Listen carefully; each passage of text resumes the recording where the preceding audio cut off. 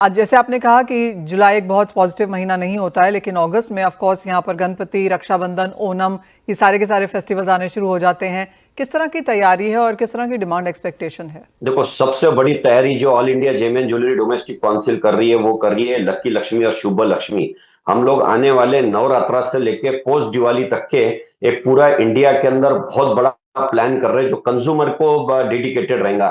जितनी भी एग्जीबिशन हो रही है B2B हो रही है। All India Gem and Jewellery Domestic Council ने डिसाइड किया है कि हमको B2C डिमांड निकालने की है। जिस समय लोगों के पास पैसा रहेगा वो पैसा हमारे जेम एंड ज्वेलरी इंडस्ट्री की तरफ कैसा ज्यादा से ज्यादा डाइवर्ट होगा, उसके लिए पार्टिसिपेंट्स के लिए पूरा नेटवर्किंग तैयार हो गया है।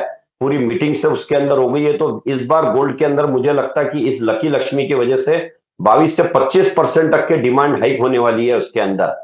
और किस तरह की तैयारी है, क्योंकि जिनसे लोगों से हमारी बात हो रही है नितिन जी, उनका मानना है कि यहाँ पर लाइट वेट लाइट कैरेटेजेस चलेंगी। देखिए, लाइट कैरेट की चर्चा शुरू हो गई है। जीजेसी इसके ऊपर एक मंथन कर रही है। आगे आने वाले समय पे हम मीटिंग भी कर रहे हैं। इस मीटिंग में हम रिकमेंड करना नहीं करना उसके ऊपर डिबेट करवाने वाले हैं, क्योंकि रेट इतने बढ़ गए हैं। बस हमारी कंडीशन एक ही रहेंगी उसके अंदर कि सेल व्हाट यू से व्हाट यू सेल, वो ये कंडीशन रहने वाली है।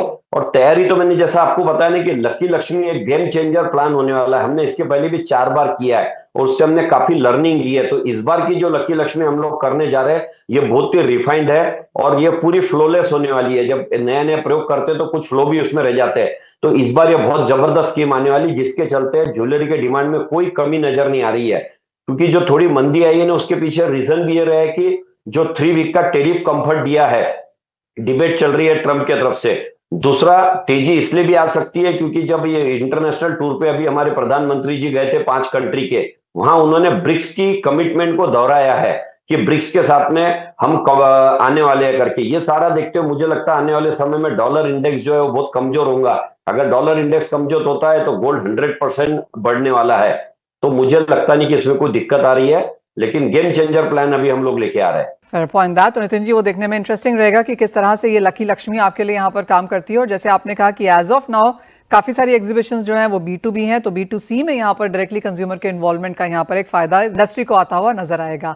बहुत शुक्रिया साथ जुड़ने के लिए और प्राइसेस पे और डिमांड एस्टिमेट्स पे बात भी करने के लिए।